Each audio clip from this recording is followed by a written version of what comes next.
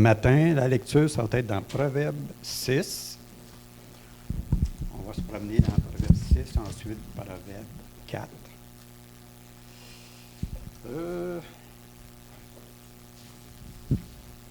OK, 6 à partir de 12 et 19. L'homme pervers, l'homme inique, marche la fausseté dans la bouche. Il cligne des yeux, parle du pied, fait des signes avec les doigts. La perversité est dans son cœur. Il médite le mal en tout temps. Il excite des querelles. Ainsi, sa ruine arrivera-t-elle subitement. Il sera brisé tout d'un coup et sans remède. Il y a 6 choses que est l'Éternel, et même 7 qu'il a en horreur. Les yeux hautains, la langue menteuse, les mains qui répandent le sang innocent, le cœur qui médite des projets iniques, les pieds qui se hâtent de courir au mal, le faux témoin qui dit des mensonges et celui qui excite des colères entre frères. OK. Ensuite, Proverbe 4, versets 20 à 27. 20, 27. Mon fils, sois attentif à mes paroles, prête l'oreille à mes discours. Qu'ils ne s'éloignent pas de tes yeux, garde-les dans le fond de ton cœur, car c'est la vie pour ceux qui les trouvent, c'est la santé pour tout le corps. Garde ton cœur plus que toute autre chose, car de lui viennent les sources de la vie. Écarte de ta bouche la fausseté, éloigne de tes lèvres les détours. Que tes yeux regardent en face et que tes paupières se dirigent devant toi. Considère le chemin par où tu passes et que toutes tes voies soient bien réglées. Ne te détourne ni à droite ni à gauche, et écarte ton pied du mal. Amen. On va prier. Merci, Père, de ta grâce ce matin. Merci parce que tout vient de toi, la vie aussi. Alors, merci ce matin que ta bonté se renouvelle envers chacun de nous. Puis, merci pour ta parole. Merci pour les enseignants que tu nous accordes, Seigneur, dans ta grâce.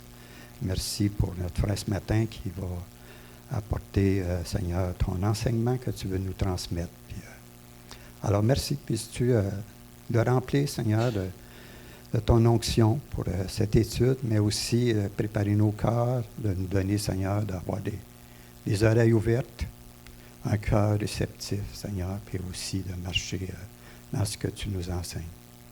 Alors, merci pour toute ta bonté. Merci pour ces moments de reconnaissance, Père, que nous voulons t'amener, Seigneur, par les chants, par les cantiques. Père, Seigneur, tout vient de toi, puis tout, Seigneur, est pour ta gloire aussi. Alors, c'est en ton Fils Jésus qu'on te loue, on te remercie. Amen.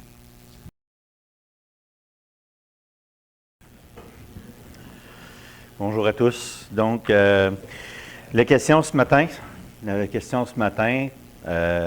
comment va ton cœur? En fait, c'est une question qui est, je le sais, très personnelle. C'est très invasif, on pourrait dire. C'est au-delà du comment ça va. Et les réponses pourraient être diverses et ça pourrait nécessiter certainement réflexion. C'est un peu là que je veux vous amener ce matin, dans cette réflexion. Cette question vient du Proverbe 4, 23. En tout cas, elle émerge de 4, 23. « Garde ton cœur plus que toute autre chose, car de lui viennent les sources de la vie. » Et c'est un sujet important, la question du cœur. Je fais une allusion tout autre, là, puis je m'en vais avec l'achat d'une voiture. Notre regard se pose habituellement sur l'apparence extérieure, sur les fonctionnalités, sur le confort que cette voiture-là peut donner. Mais un mécanicien, et là je sais que présentement on est en train de changer vers l'électrification, mais si on prend les voitures à combustion, l'œil d'un mécanicien dirait, ben, attends un petit peu, le principal c'est le moteur. Le principal c'est le moteur. Parce que si ton moteur ne fonctionne pas bien, si le moteur prend de l'huile, si tu as quelques pistons qui marchent sur l'ensemble, ça ne marche pas. Tout le restant a beau être bien correct, là, mais ça ne fonctionnera pas. La première voiture que j'ai achetée, une Ford Capri 1973, que je la trouvais très, très le fun, très belle, tout ça. J'étais allé avec mon père, croyant que mon père possédait pas mal d'expérience. Je l'avais vu réparer tellement de voitures. Mais j'achète cette voiture usagée, puis elle était très usagée, je vous dirais, là, et que je rencontre un groupe d'amis, content de présenter ma voiture, puis tout de suite, il y en a un qui dit « Le moteur est fini là-dessus. » Oups! Et ça s'est avéré être presque vrai, là, dans le sens de dire presque vrai. Donc, du point de vue de l'être humain, on peut considérer différents aspects chez l'être humain, l'apparence physique. On peut peut-être mettre l'emphase sur différents bobos qu'on a ou différents défauts de fabrication qu'on peut avoir, par exemple. Difformité ou autre. Maintenant, le plus important, c'est le cœur. Le plus important, c'est quand même le cœur. C'est la différence entre consulter un médecin ou un thanatologue. Hein? Si ça ne marche pas là, il n'y a pas rien d'autre qui marche. Donc, d'un point de vue psychologique ou, je dirais, plus spirituel, la question est capitale. Comment va ton cœur? Ça peut susciter différentes réactions. Je ne sais pas pour vous, mais des fois, la réponse qu'on pourrait avoir à ça, c'est pas de tes affaires. Ou encore, tu veux-tu que je t'en parle? As-tu bien du temps? Ou encore, à vrai dire, je ne sais pas trop. Parce que ça, c'est notre cœur. On a des fois de la difficulté à cerner, se cerner nous-mêmes, cerner notre propre cœur. C'est un sujet important dans les proverbes. Puis, comme vous le savez, on a débuté cette série sur les proverbes. La première étude, petit recap rapide, là, la première étude portait sur le fait que le commencement de la sagesse, c'est la crainte de Dieu. Que c'est la sagesse des proverbes et de l'Ecclésiaste, des livres de sagesse dans les Écritures. La prémisse de base est que c'est sous le regard de Dieu, sous le fait que Dieu existe. Donc, la crainte de Dieu, c'est le commencement de la sagesse. Deuxième étude qu'on a vue il y a quelques semaines déjà, le chapitre 8, qui présentait la sagesse comme étant il y avait une personnification de la sagesse. On présentait comme une personne qui s'offrait, qui dit « Je suis disponible ». La sagesse de Dieu est disponible pour quiconque la réclame. Le cœur, maintenant, c'est un sujet qui est important au travers tous les proverbes, mais c'est important peut-être de le mettre en perspective. 3 points. L'importance du cœur dans le livre des Proverbes, son utilisation, puis ainsi de suite, c'est ce qu'on va voir en premier. L'importance du cœur dans l'expérience du salut, deuxième point. Puis le cœur, puis notre défi d'intégrité. C'est surtout là que j'aimerais arrêter ce matin. Donc, c'est un sujet qui est vaste, mais on va mettre l'emphase sur la question de l'intégrité de notre cœur. L'intégrité. Donc, l'importance, dans un premier temps, l'importance du cœur dans les Proverbes. Le mot « cœur » dans l'Ancien Testament, c'est un mot de 3 lettres, « leb ». C'est L-E-B. C'est utilisé plusieurs fois, près de 550 fois dans l'Ancien Testament, mais près d'une centaine de fois dans les Proverbes. Fait que le mot « cœur » est important, en tout cas au moins par son utilisation. Puis, dans l'Ancien Testament, le sens premier, c'est vraiment l'organe. C'est le cœur qui bat, là, le cœur, le muscle. Ça, c'est, on en a. On en fait cette utilisation, mais jamais dans les proverbes. Jamais dans ce sens-là. On ne parle pas du cœur comme l'organe humain, là, le muscle dans les proverbes. Des fois, c'est utilisé au sens figuré pour parler de le centre de quelque chose. À 2 reprises dans les proverbes, on l'utilise de cette façon-là. Par exemple, l'auteur des proverbes qui disait « Je ne comprends pas la trace de l'aigle dans les cieux, la trace du serpent sur le rocher, la trace du navire au milieu ou au cœur de la mer. » 2 fois, on l'utilise de cette façon-là. Mais généralement, dans les proverbes, l'utilisation, c'est généralement ce que ça veut. on l'utilise dans le sens de, c'est la pensée, c'est les émotions, c'est la volonté, c'est l'être intérieur, qui est quelquefois comparé à l'âme. Donc, c'est l'être intérieur. Le cœur, c'est l'être intérieur, donc synonyme de l'âme. En fait, Proverbe 2,10 dit « Car la sagesse viendra dans ton cœur, et la connaissance fera les délices de ton âme. » Je vous ai dit lors de la première étude qu'il y a beaucoup de parallélismes qui existent dans les proverbes. Celui-là pourrait être du type, c'est vraiment théorique, là, un parallélisme synonymique, c'est-à-dire qu'on présente la vérité, la même vérité, mais d'une autre façon, on l'amplifie un petit peu, là, mais c'est similaire. Car la sagesse viendra dans ton cœur, la connaissance fera les délices de ton âme. Donc, cœur, âme ici est associé.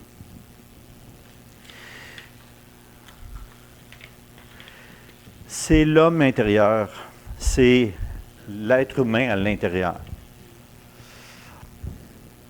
Et dans les proverbes, le cœur, là, puis là, je fais appel à votre mémoire, simplement parce que vous avez lu les proverbes et vous connaissez, mais en fait, c'est juste pour nous aider à cerner. Ça résume, on lui prend des caractéristiques au cœur. Okay? Le cœur de l'homme, là, on lui donne des caractéristiques, okay, dans les proverbes. J'y vais, je pourrais y aller, je pourrais vous faire participer, là, mais vous pourriez nous donner d'autres exemples. Mais le cœur peut être joyeux. Première caractéristique, il peut être joyeux dans les proverbes. Un cœur joyeux, c'est un bon remède. Hein? C'est plus qu'un esprit qui est abattu.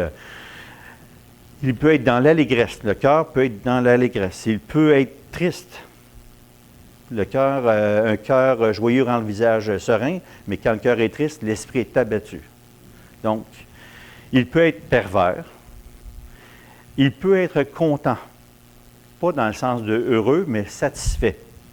Tous les jours du malheureux sont mauvais, mais le cœur content, c'est un festin perpétuel. Satisfait, un cœur satisfait, le contentement, c'est un festin. Le cœur peut être affligé. Proverbe 14, 13. Il peut être mauvais. Proverbe 26, 23. Il peut être faux. Ton cœur est faux. Dissonance, là. Un cœur faux ne trouve pas le bonheur. Proverbe 17, 20. Il ne trouve pas de bonheur et celui dont la langue est perverse tombe dans le malheur. Un cœur peut être qualifié d'intelligent. Proverbe 14, 33 et 15, 14. Un cœur peut être considéré hautain, sage. Ailleurs, un cœur peut être impénétrable. Les cieux dans leur hauteur, la terre dans sa profondeur et le cœur des rois sont impénétrables. Donc, difficile à lire, à comprendre. Ça, c'est des caractéristiques qui sont associées au cœur. Mais on donne aussi au cœur des capacités. Il peut faire des choses. Il retient de l'information. Dans les proverbes 4.4, un peu plus tôt dans notre texte qui est mentionné, il m'instruisait alors, il me disait, en parlant du Père, l'auteur des proverbes parle de son Père, il m'instruisait alors et il me disait que ton cœur retienne mes paroles. Donc, c'est le cœur qui retient des paroles et qu'il observe mes préceptes. Tu vivras. Le cœur peut méditer. Le cœur qui médite des projets iniques, les pieds qui se hâtent de courir au mal, voici les conséquences. Le cœur peut connaître. Il peut se détourner de certaines choses. Proverbe 7, 25. Que ton cœur ne se détourne pas vers les voies d'une telle personne, telle femme. Ne t'égare pas dans ses sentiers. Le cœur retient. Il peut retenir des choses. Être lié. Proverbe 22, 15. On a tous utilisé ça pour l'instruction de nos enfants. La folie est attachée au cœur de l'enfant. Okay? Donc, le cœur peut être retenu, lié par quelque chose. Ça, c'est chez l'enfant seulement? Il faudrait changer ça, je pense. Hein? La folie est attachée au cœur de l'enfant, puis on va vous compléter. Le cœur peut être convaincu. Celui qui a confiance en son propre cœur est un insensé, mais celui qui marche dans la sagesse sera sauvé. Proverbe 28, 26. Il y en a plusieurs, là. Le cœur peut s'incliner. Le cœur peut être atteignable émotionnellement, ou dans le sens de, on peut avoir un impact sur lui. L'inquiétude dans le cœur de l'homme là-bas. Donc, l'inquiétude vient avoir un impact sur notre cœur. Le cœur de l'homme peut s'égarer. J'imagine que ça, je ne vous apprends rien par ça. Le cœur de l'homme peut former des projets. Parce que dans le cœur de l'homme, il y a différents projets. Puis l'homme sage s'est épuisé. Nous dit les Proverbes 16, 1.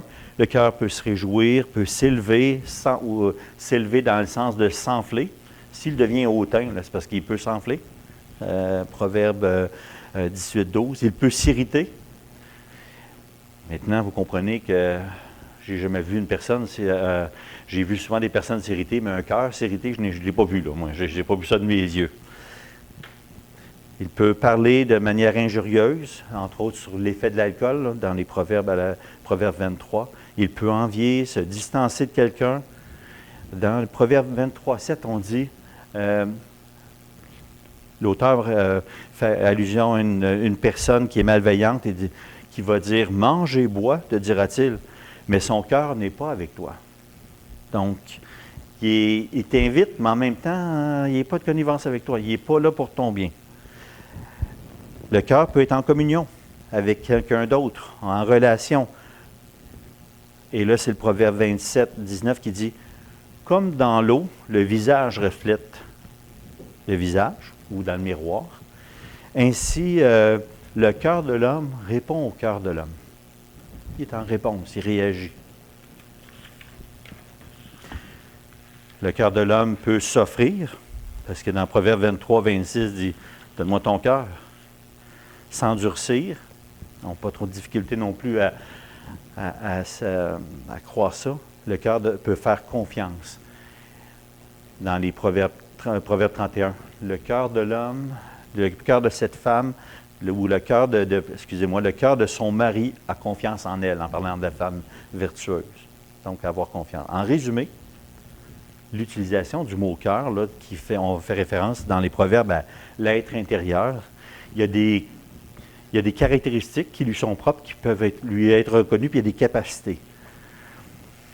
Donc, il est abondamment utilisé, puis il fait surtout référence à l'être intérieur. On lui reconnaît donc des capacités, des caractéristiques.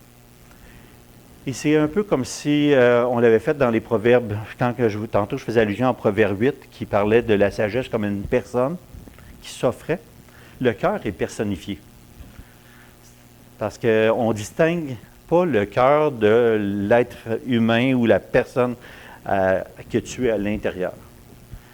Donc, comme je mentionnais, c'est rare qu'on voit un cœur heureux, là. Hein? J'ai jamais vu ça battre, moi, un cœur heureux, ça va plus vite ou je ne sais pas trop, mais on ne le voit pas, mais on est capable de voir une personne qui est heureuse.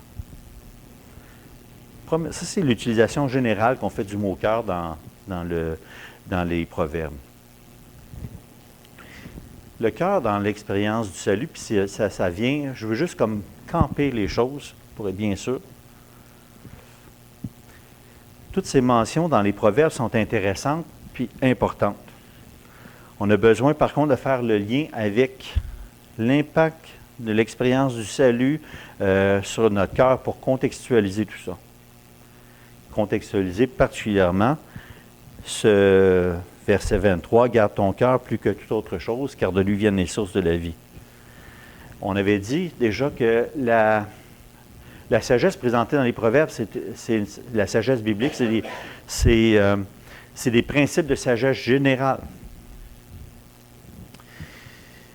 Dans le contexte du salut, comment est décrit le cœur humain? Jérémie 17, 9, 10. Il y en a qui se rappellent comment il est décrit, Jérémie? Tortueux. 17, versets 9 et 10. Le cœur est tortueux par-dessus tout. Il est méchant. Qui peut le connaître? Moi, l'Éternel, j'éprouve les cœurs.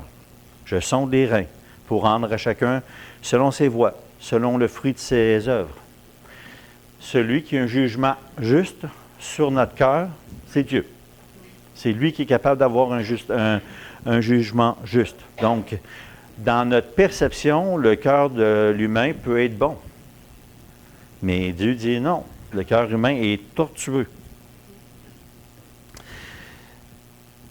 Le cœur humain est fondamentalement défectueux, très différent de sa conception originale où on était sans péché. Il est croche, il est tortueux, il n'est pas juste, il n'est pas au diapason.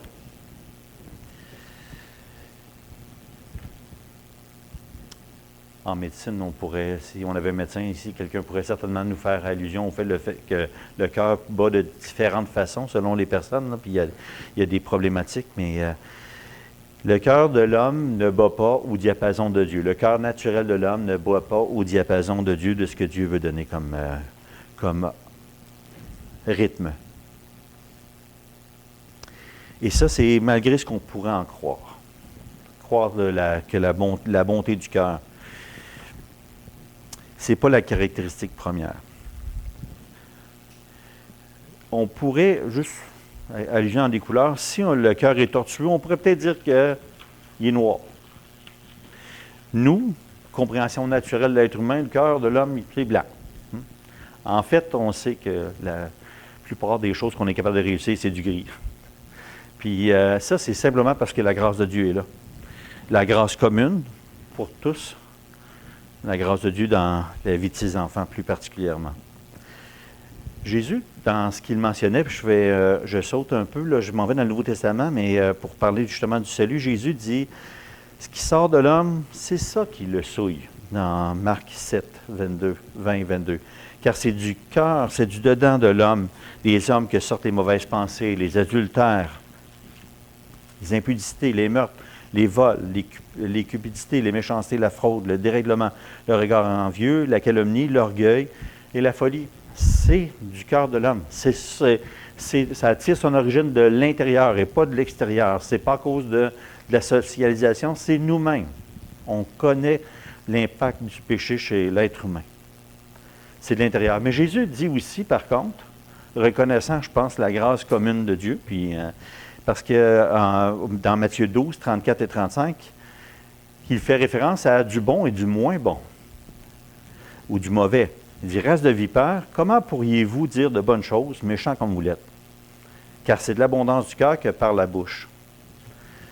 L'homme bon tire de bonnes choses de son bon trésor, et l'homme méchant tire de mauvaises choses de son mauvais trésor. Fait que Jésus distingue ici.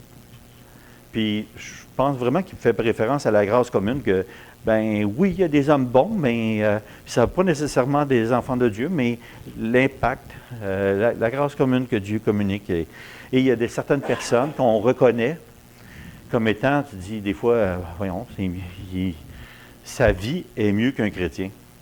Ben oui, ça arrive. Ça arrive.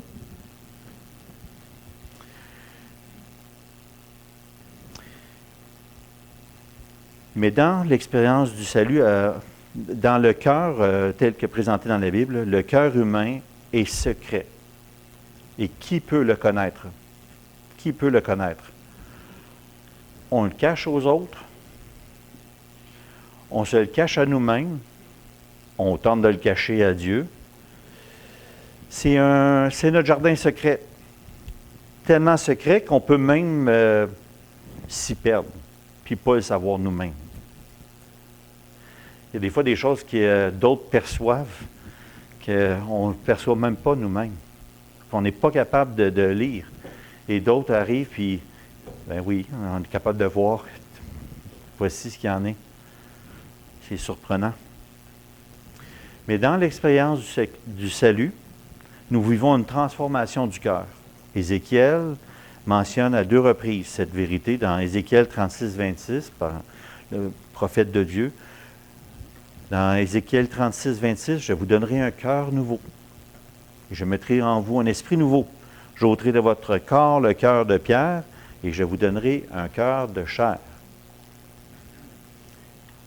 Je leur donnerai un même cœur, qu'il dit un peu différemment au chapitre 11, verset 19. Je leur donnerai un même cœur et je mettrai en vous un esprit nouveau. J'ôterai de leur cœur, de leur corps, le cœur de pierre, puis je mettrai un cœur de chair. Transformation. Et 2 Corinthiens 3,16 dit, mais lorsque les cœurs se convertissent ou se tournent vers le Seigneur, le voile est ôté. Notre cœur se convertit. L'être humain, l'être intérieur, on se convertit au Seigneur. Le voile est enlevé.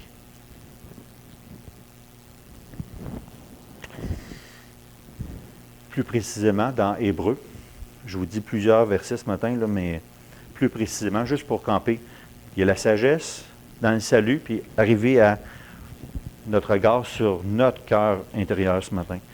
Dans le salut, Hébreux 8.10, on nous mentionne, mais voici l'alliance que je ferai avec la maison d'Israël. Après ces jours, dit le Seigneur, je mettrai mes lois dans leur esprit et je les écrirai dans leur cœur et je serai leur Dieu et ils seront mon peuple. Donc, écrire dans notre cœur la parole de Dieu.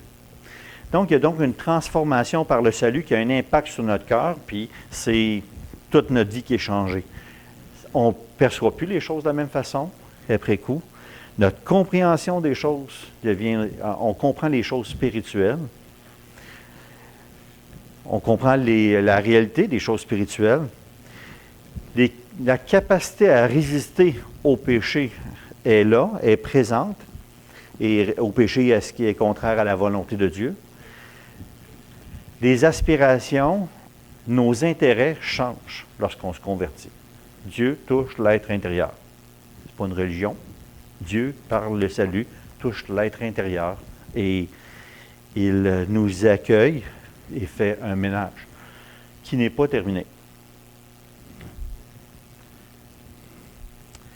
Qui n'est pas terminé parce que dans le Nouveau Testament, toujours dans le même livre d'Hébreux, il mentionne quand même des préoccupations qui sont restantes. Hébreux 3.12 dit « Prenez garde, frères », donc c'est à des croyants qu'il mentionne, « que quelqu'un de vous n'ait un cœur mauvais et incrédule au point de se détourner du Dieu vivant. » Donc, malgré le salut, on a la capacité de se détourner, puis de se soustraire, je dirais, à la grâce de Dieu. Je ne parle pas de la part du salut ici, là, je dis simplement qu'on peut arrêter, on peut cesser de suivre la voie de Dieu.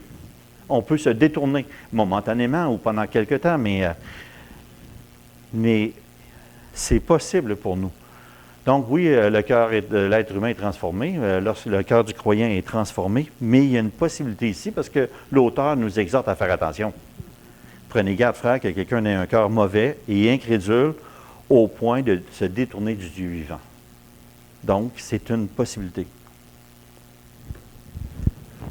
Avec cette compréhension, maintenant, retournons dans les Proverbes à notre texte, donc Proverbe 4, 23, quand il est mentionné « Garde ton cœur ». Garde ton cœur plus que toute autre chose, car de lui viennent les sources de la vie. Ça, c'est la version seconde. Sommaire, qui a la version sommaire avec lui?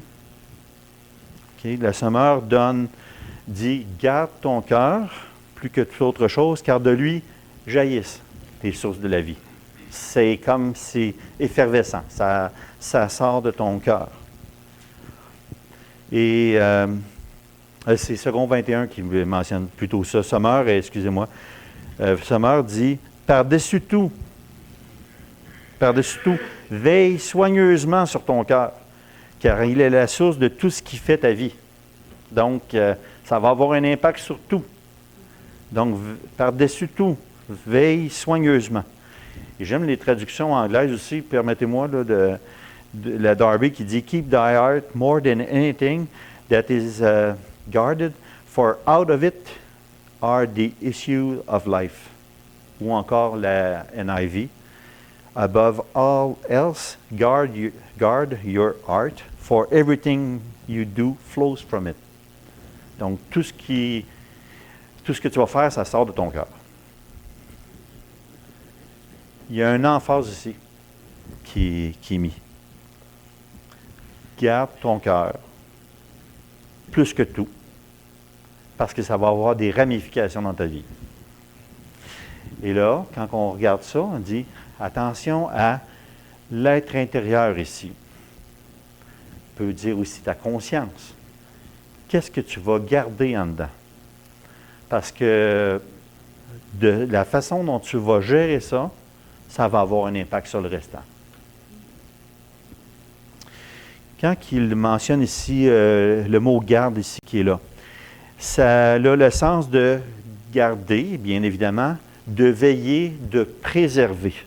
Donc, l'intention, c'est de faire attention, d'avoir un regard en vue d'une préservation. Ça ne se fait pas tout seul, ça. Quand tu gardes des enfants, là, ceux qui l'ont fait, vous vous rappelez, c'est bien le fun, hein, garder des enfants, mais si tu t'en occupes pas, là, tu arrives, tu punches, puis tu gardes pas les enfants, ça ne sera pas beau quand les parents vont arriver. Il y avait une intention, puis on est en surveillance. Quand tu veilles sur quelque chose, tu es en train de le surveiller, tu as une démarche active, là, je dirais. Ça doit donc faire clairement l'objet de notre attention. C'est un impératif. Mais, pour ce qui nous concerne, l'être humain habituel, son intérêt, c'est ce qui apparaît. C'est nos actions. C'est notre façon d'être vu ou de ce qu'on va voir de nous, de ce qu'on va dire ou de la façon dont on va agir. Et rappelez-vous, je fais allusion aux enfants, mais je pensais à ça en préparant. Tu sais, on élève nos enfants en disant « fais pas ça, fais ça, fais ça ». L'emphase est sur les actions, bien souvent sur les actions. Moi, je me souviens, écoute, on s'en va chez grand-maman. « Oh yes! Bon, la série de recommandations va arriver. » Tu sais, dans le temps des fêtes, il y avait des plats de bonbons, il y avait toutes sortes de fêtes. Tu peux en prendre, finis pas le plat. Tu sais, il y avait des consignes comme ça qui, tout de suite en partant. On met l'emphase sur les do's and don'ts, là. Tu sais, ce que tu peux faire, fais pas. Et ça, c'est notre emphase. C'est bien correct, c'est de la socialisation. Mais si on fait que ça, mettre l'emphase seulement que sur les actions, on manque le bateau. On manque le bateau si on ne vise pas à atteindre le cœur ou à connaître le cœur de l'autre personne ou nous-mêmes. On embarque dans une belle religion. Je dois faire ça. Je ne peux pas faire ça. Je ne peux pas parler comme ça. Je ne peux pas dire ça.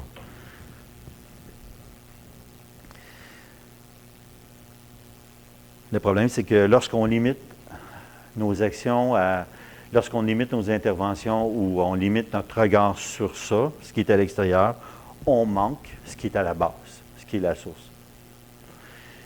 Je pensais à l'école chrétienne, entre autres, puis je me revoyais à l'école chrétienne tu sais, des fois, avec le temps, tu regardes des affaires et tu te dis peut-être que j'aurais dû, donc. Mais l'emphase, le cœur, l'école chrétienne, tu sais, c'est comme si tu fais des règles parce que tu vas essayer de préserver tout le monde, et ainsi de suite. Le cœur, avant tout. Le cœur, avant tout. Le cœur de l'homme à rejoindre devrait être notre préoccupation première. Pour nous-mêmes et pour les autres, en vue des autres aussi. Parce que c'est mentionné, c'est plus que toute autre chose. Et soigneusement. Above all else.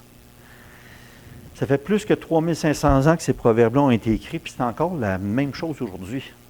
C'est tout aussi valable. Ce proverbe-là a fait autant de sens aujourd'hui qu'à l'époque.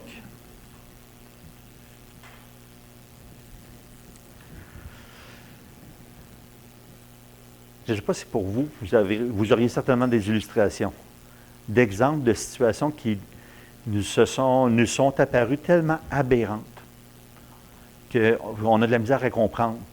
Puis ça met des situations qui mettent en lumière le cœur de quelqu'un.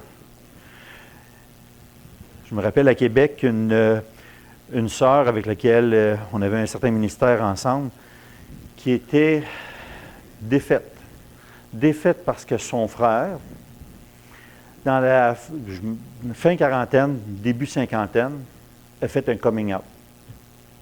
S'est déclaré homosexuel, a laissé sa femme, il était marié depuis plusieurs années, il avait des enfants adultes, fait un coming out et il a déclaré son homosexualité et est parti avec quelqu'un, parti avec un homme. Et c'est un chrétien engagé. Il était dans une église locale. Là, puis d'un coup sec, là, puis tout le monde est comme, mais voyons donc, qu'est-ce qui se passe? Le cœur de l'homme qui est dans ses affaires, mais qui n'est pas cohérent avec le restant, puis qui suit un penchant comme ça. Récemment, j'apprenais un couple, là, j'imagine que les deux doivent être dans la quarantaine, début quarantaine, un couple pour lequel j'avais fait un cours de préparation au mariage.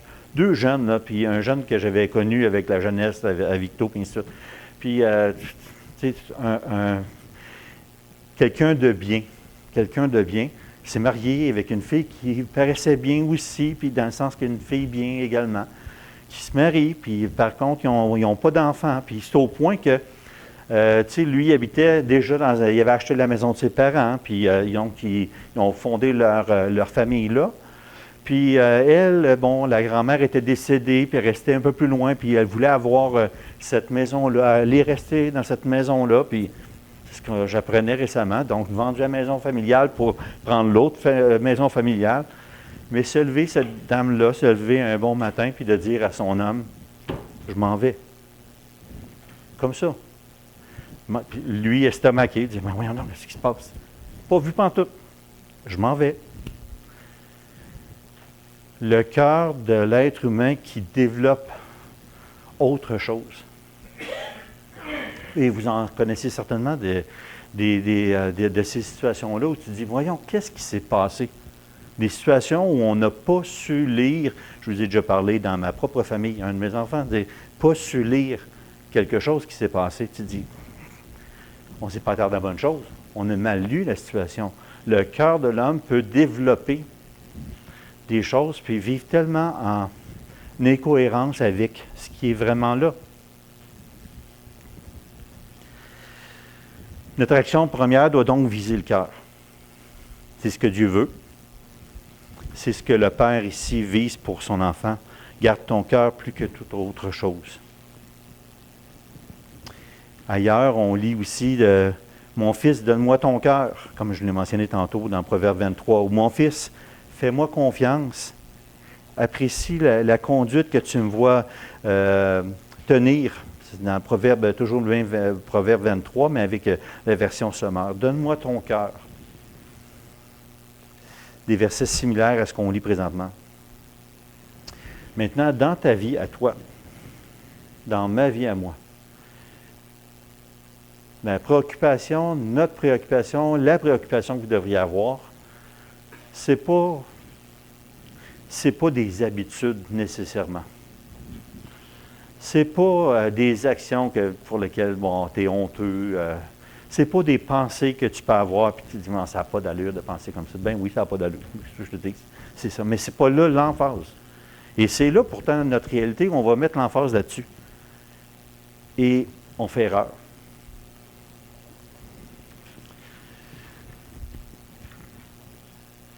Notre lecture des autres, même chose. On ne devrait pas s'arrêter à ce qu'on voit ou ce qu'on entend. C'est plutôt qu'est-ce qui est derrière. À preuve, récemment, on faisait la pièce à Saint-Jérôme, puis une personne est venue me voir après, puis le langage était en dissonance complètement avec l'Évangile. Là. Elle disait, je suis bien content de la pièce. La personne me disait, je suis bien content de la pièce. Puis, enfin, le message est clair. Ben voyons, tu dis. Là, je savais que c'était rough là-bas, mais tu sais, c'était pas tout comme ça, mais sauf que c'était clair pour moi, je ne comprenais pas trop, là. Je ne peux pas m'arrêter à ça.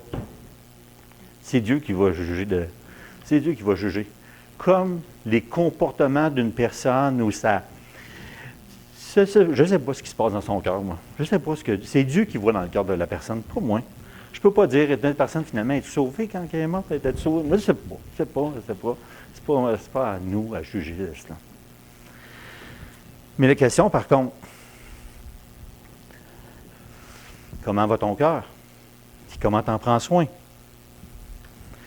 Physiquement, en fait, c'est assez facile. Hein? Prendre soin du muscle, là, le cœur, le muscle, entraîne-le.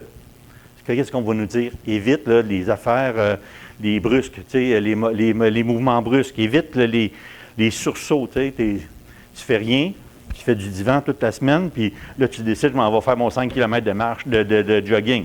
Non, ça ne marche pas. Tu vois. Il y a un problème. On sait bien, ça ne peut pas être comme ça.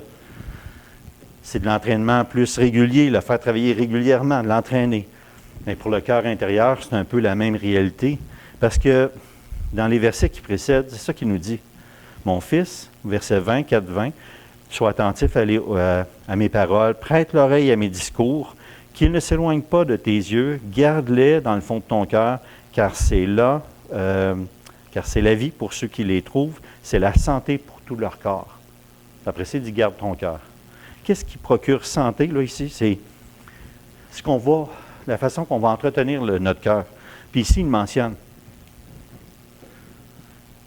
prête l'oreille à mes discours, garde-les dans ton cœur. C'est ça qui va te procurer la vie.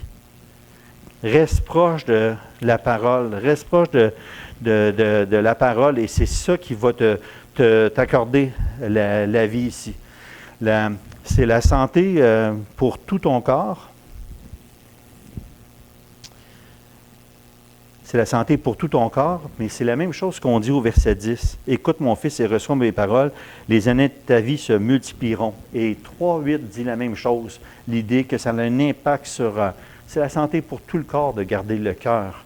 Et là, je ne parle pas du cœur, le muscle, ça, je pense que vous devriez, on devrait tous, hein? Puis je n'ai pas besoin de le rappeler, mais prendre soin de notre cœur, c'est le nourrir. Puis le nourrir, c'est de bonnes choses. C'est la parole qui peut faire qui a cet impact-là. Le plus grand défi pour le cœur, puis là, c'est le défi que je vous proposais ce matin, que je vous disais, c'est le défi d'intégrité. C'est quoi l'intégrité? Bon, on peut parler des fois, on va parler de l'intégrité d'un territoire, c'est comme on garde tout ensemble, ou l'idée de conservation. Mais ici, c'est plus dans le sens d'honnêteté. Le Larousse dit, c'est la qualité de quelqu'un, de son comportement, d'une institution qui est intègre, elle est honnête. Donc, on fait honnêteté, impartialité, incorruptibilité, justice, probité, des synonymes. Je vous présente que j'ai un nouvel ami qui s'appelle IA. Je ne l'ai jamais rencontré, là, mais à toutes les fois que je m'en vais sur Google, là, il se présente. En fait, je pense qu'il fait juste rapporter les propos d'autres. Hein. Mais l'IA va dire, l'intégrité morale est la qualité d'une personne qui agit en accord avec ses principes et ses valeurs, en faisant preuve d'honnêteté, de droiture, de fiabilité. Elle se traduit par une cohérence entre ce qu'on croit juste et ses actes. Même en l'absence de supervision. Il n'y a pas personne qui te regarde. Tu agis en cohérence. D'un point de vue juridique, elle concerne le droit, du respect à la dignité, de l'honneur, la vie privée, puis ainsi de suite. Mais c'est l'action d'agir en cohérence.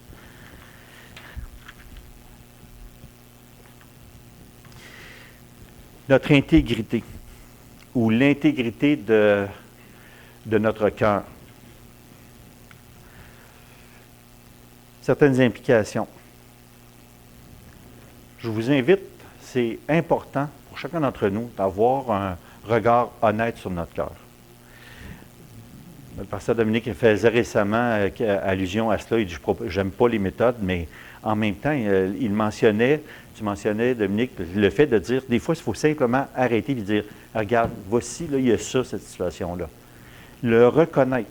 On le dépose quelque part. On l'écrit ou on le dit, mais dans un premier temps, là, pour nous-mêmes, on a de la misère, des fois, on lutte avec des affaires, il y a des idées qui nous reviennent, puis voyons, c'est pas... Puis là, on veut tendance à... On met le rideau devant ça.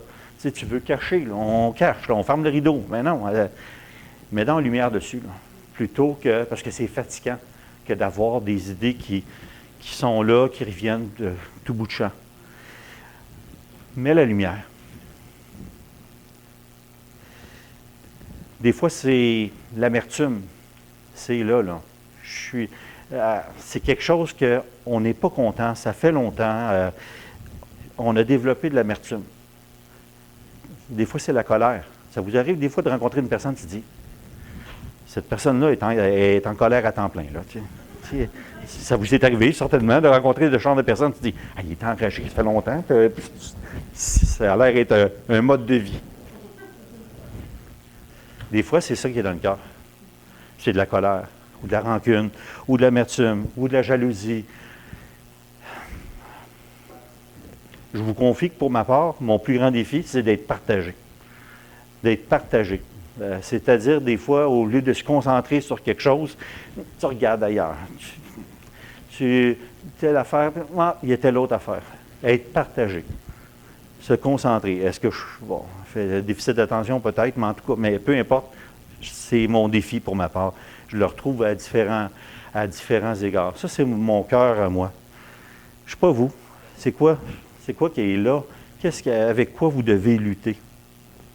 Attention, par contre, je ne parle pas de faire de l'apitoiement. Oh boy, c'est vraiment pas...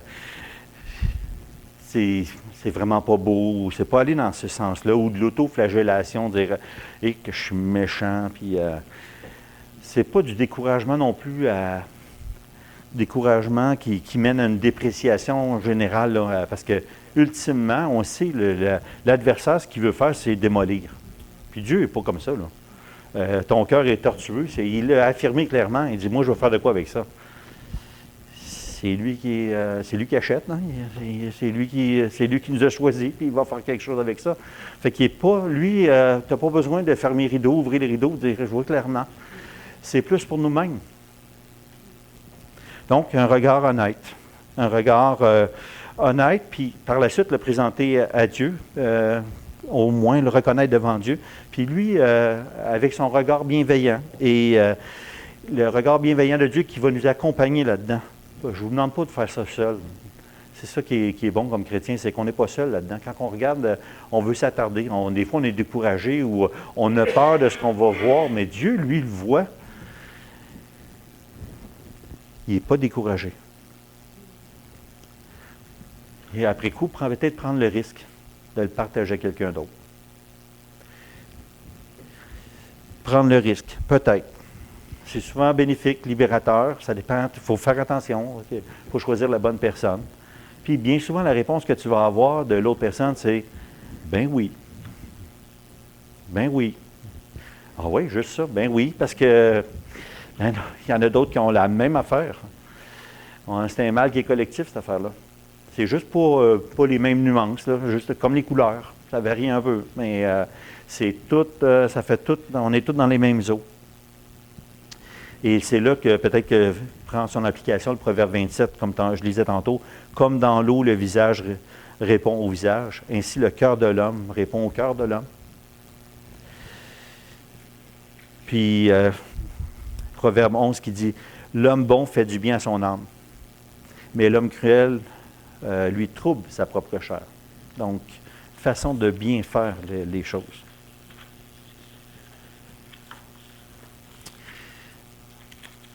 Je vous amène sur les défis de l'intégrité, puis dans les prochains versets, c'est tout là. Après le verset 23, il mentionne, garde ton cœur plus que toute autre chose, car de lui viennent les sources de la vie. Mais verset 24, Jean-Marc, j'avais demandé à Jean-Marc de lire le passage dans le chapitre 6, qui est vraiment à l'opposé. Mais ici, dans le verset 24, il fait référence à l'intégrité, mais en parole, dans ton regard et dans tes pas. Donc, ce qu'il dit, c'est « écarte de ta bouche la fausseté, éloigne de tes lèvres le discours, les détours plutôt. Que tes yeux regardent en face et que tes paupières se dirigent droit devant. Considère le chemin par où tu passes, que toutes tes actions ou tes voies soient bien réglées.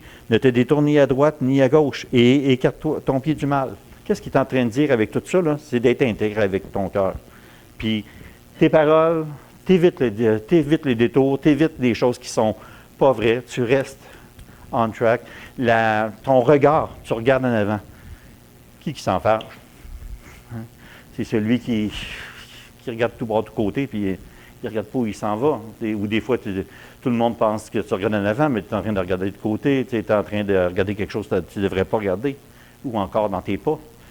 Il faudrait que tu ailles là-dedans, mais là, tu l'ouvoies.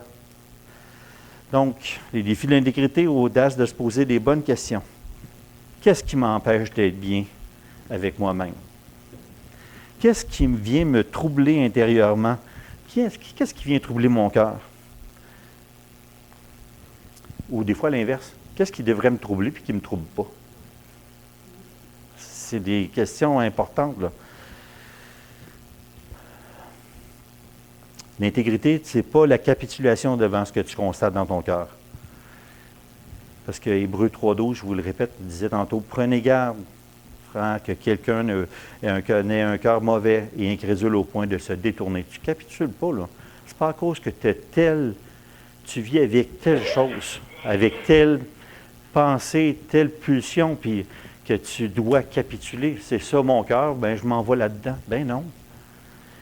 Que ce soit la personne qui était considérée un frère, puis qui a levé le fly pour partir avec un autre homme, ou encore cette jeune fille, ou elle était jeune quand je l'ai rencontrée, là, mais qui était cette femme qui est partie un bon matin. Raison ou pas? Ben non, ben non. Et que tu vives ça à l'intérieur, ça se peut, mais tu n'es pas obligé d'y obéir. C'est ça la réalité.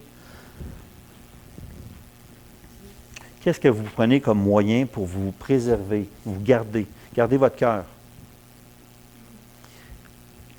Les présenter au Seigneur. Les moyens par Salomon, donc, pas de fausseté dans ce que tu dis. Regarde en avant. Regarde en avant, puis fais attention à tes pas. Dirige-toi droit devant. Tout ça, je conclurai avec le verset dans 1 Timothée 1,5. Le but du commandement, puis là, ici, dans Timothée, c'est le but de la recommandation qu'ils viennent de lui faire. C'est une charité venant d'un cœur pur, d'une bonne conscience et d'une foi sincère. C'est ça l'intention de Paul, quand la recommandation qu'il faisait à Timothée de rester dans la parole. C'était ça. C'est pour garder un cœur pur, et ainsi de suite.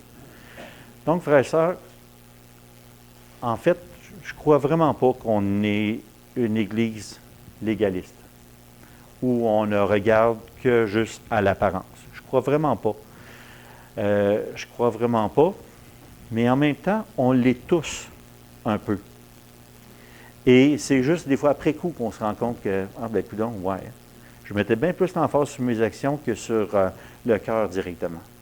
Fait que je veux juste porter votre attention avec ce verset-là qui était, je vous ai parlé d'essayer de trouver ou de mettre en lumière des trésors dans les proverbes, pas essayer de les trouver, ils sont là, mais de mettre en lumière des trésors dans les proverbes. Le proverbe ici qu'il faut retenir, garde ton cœur plus que toute autre chose. C'est là la priorité. Parce que de ça va découler plein de choses. Ça va? On prie. Seigneur, on veut te remercier parce que ta parole est claire. Je veux te remercier, Seigneur, parce que effectivement ton regard est bienveillant. Je veux te louer parce que c'est toi qui nous as choisis. Et si notre salut devait dépendre de nous, Seigneur, on ferait fausse route complètement. On ne serait pas capable. Et on se bornerait à des détails pour lesquels pour toi, ce n'est pas la priorité. Notre salut dépend de toi. Ce qui nourrit notre cœur est ta parole. Et ce que tu veux faire dans nos vies, Seigneur Dieu, est profond, intérieur, et peut-être bien différent de ce que nous avons en tête. Alors, Seigneur Dieu, ce qu'on veut simplement faire ce matin ensemble, c'est reconnaître tes intentions, reconnaître ta bienveillance, reconnaître, Seigneur, que tu nous as sauvés pour un projet particulier, puis c'est toi qui fait ce projet-là. Seigneur, on veut simplement te laisser de la place. Et nous te demandons bien humblement de révéler nos cœurs, de nous révéler notre propre cœur, mais en même temps, de nous donner les moyens, Seigneur Dieu, pour ne pas être surpris ou suivre ce qu'on voit comme étant dans nos cœurs. On veut te suivre, Seigneur Dieu. Les disciples disaient, à qui irions-nous? Tu as les paroles de la vie. Bien, c'est ça qu'on veut. On veut se rallier à eux. Alors, merci, Seigneur, pour ta parole. Bénis-nous, bénis en tant qu'assemblée. Bénis-nous aussi comme assemblée pour qu'on ait tous ensemble ce même cœur. Le cœur qui est comme le tien, Seigneur Dieu, envers les gens qui nous entourent, envers le regard qu'on a sur les autres personnes également. Au nom de Jésus. Amen.